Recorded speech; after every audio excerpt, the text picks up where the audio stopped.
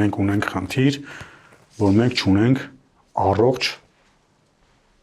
պրոդուկտիվ ընդդիմություն։ Թաթյանը չէ ով ուզում է լինի։ Դուք իրենց հետ խոսելուց, իրենց եթերները նայելուց, տեսնում եք, թե որն է իրենց քաղաքական ասելիքը։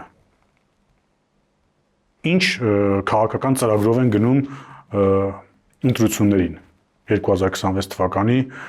խորհրդարանական ընտրություններին։ Չունեն, ասելիք չունեն։ Մեկը գտել է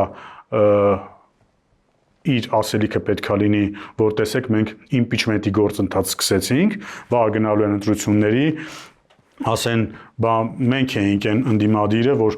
մինչև վերջ այդ իմպիչմենտի գործընթացը տանում էինք առաջ, ուրեմն մենք ենք իրոք ռեալ ուզում հեռացնել այս իշխանություններին։ Այն մեկը գալու է ասի մենք պատերազմ ենք ուզում, բայց ոչ այս իշխանության օրոք, մեկը գալու է ասի ավելի արժանապատիվ խաղաղություն ենք ուզում, այդ է իրանց օրակարգը, բայց որ ասես ինչպես, կարող ես ասել ինչ ճանապարհով, եկաք շատ լավ, ինչ եք անելու, չեղարկելու եք օգոստոսի 8-ի փաստաթուղթը,